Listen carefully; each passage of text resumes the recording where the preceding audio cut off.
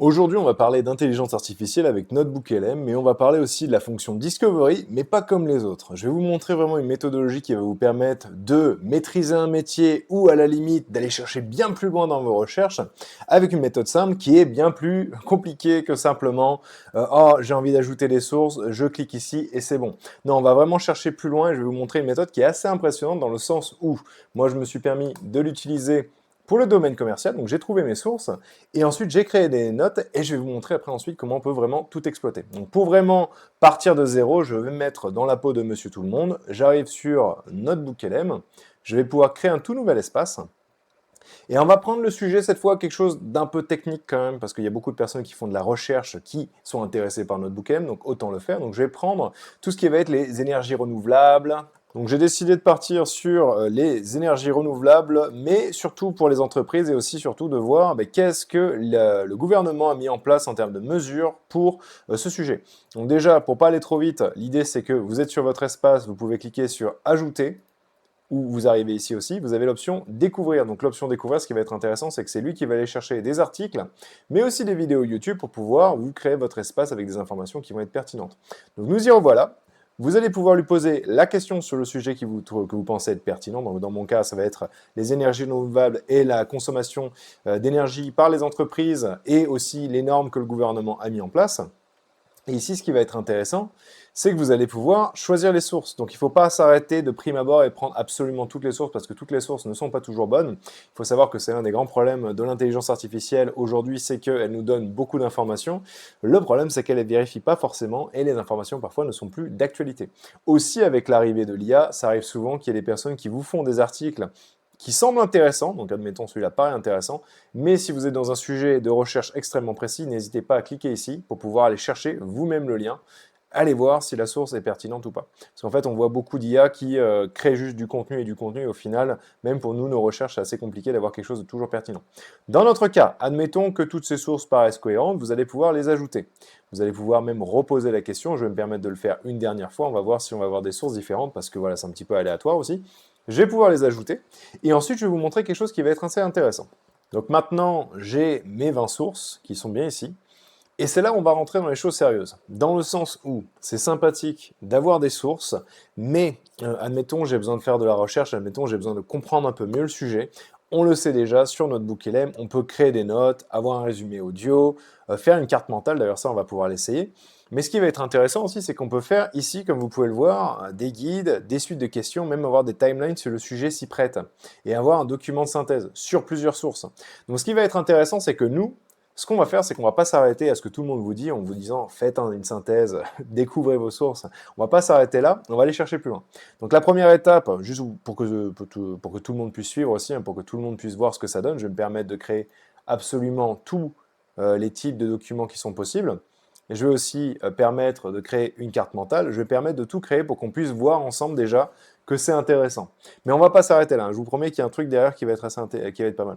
Donc là, je vais avoir mes différentes notes. Donc, ce qui va être intéressant, c'est qu'au final, c'est comme si je lui pose une question. Hein, regardez, je lui pose une question. Ce qui va être intéressant avec NotebookLM, et c'est sa grande force, c'est que lui, il va aller chercher les sources dans les documents. On le sait tous avec les petites pastilles ici.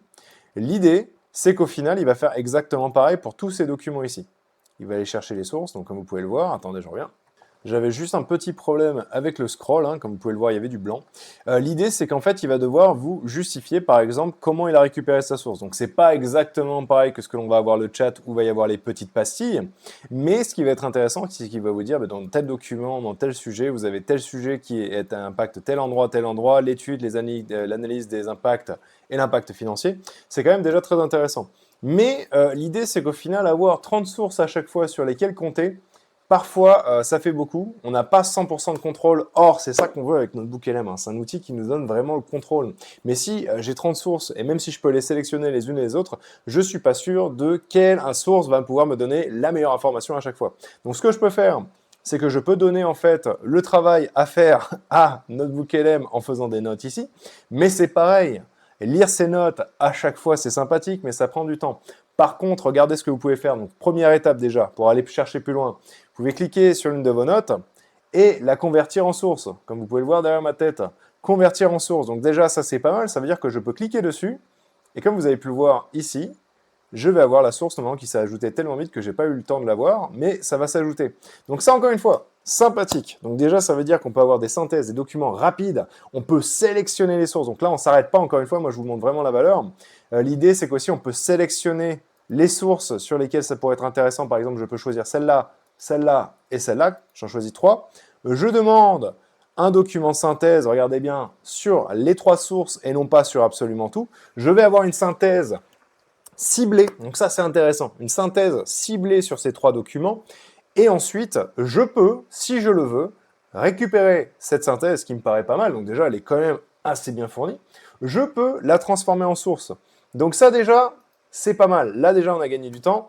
Synthèse ciblée, c'est déjà un concept qui est vraiment pas mal, mais si je vous disais qu'il y avait autre chose derrière qu'on pourrait exploiter pour aller encore plus loin. Donc regardez, je reviens sur mon écran, je ferme ma note en cliquant ici, me voici là, et regardez, en fait, il y a un truc qu'on connaît pas trop, c'est ici là, les 3 petites bulles, le menu, ici là, à droite. Vous cliquez, et vous pouvez convertir toutes vos notes en source. Et donc là, c'est quoi qui est intéressant?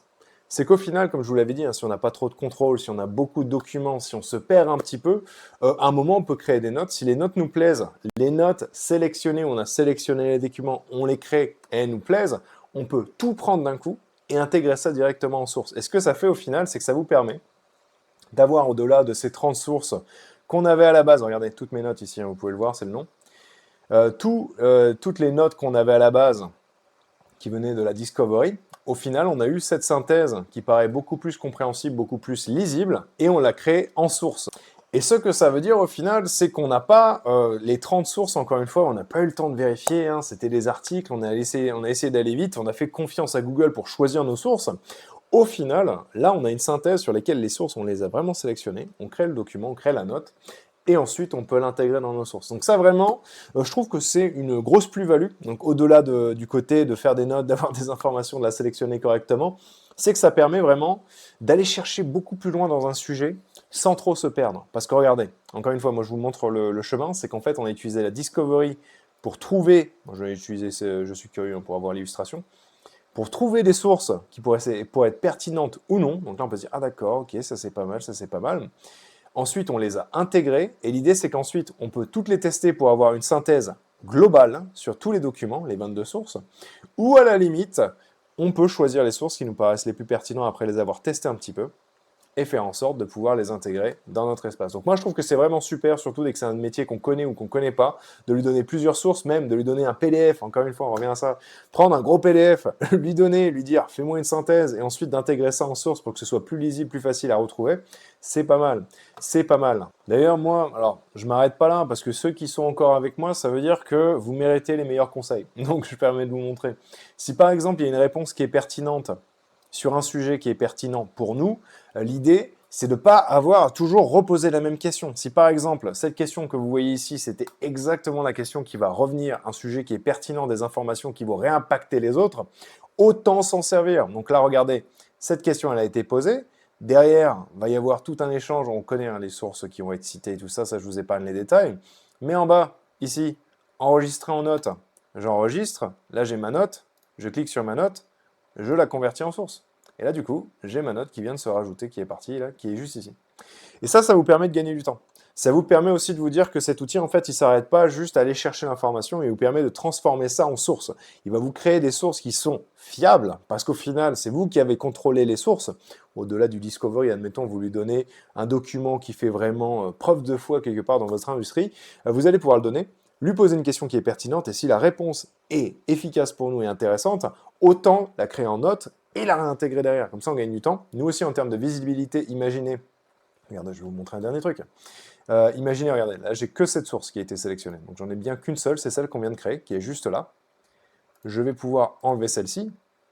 Et ce que je vais faire, c'est que je vais réactiver le chat. Donc, en réactivant, il perd un peu sa mémoire. Je vais lui dire, sur la source en question, que je ne connais pas parce que ce n'est pas forcément mon domaine, je vais lui poser cette question. Et vous allez voir aussi que ça va être beaucoup plus lisible. Parce que l'un des problèmes avec notre BookLM qui a été senti quelque part, c'est qu'au final, on a des sources qui sont gigantesques. Donc là, ça va, hein, c'est que 2 pages. Mais on va avoir des sources qui vont être gigantesques, des documents PDF de 200, 2000 pages. Donc là, au final, en ayant cette synthèse, on sait qu'on a ça, et on sait aussi quelle idée est rattachée à ce sujet. à la place de se perdre encore une fois et d'avoir un document de 2000-3000 pages. Donc là, c'est aussi un intérêt, dans le sens où on peut créer une synthèse d'un document sur une question vraiment spécifique, donc on peut même lui demander de faire ça à NotebookLM, hein, ça ne nous empêche pas, regardez. Je vais aller chercher un document et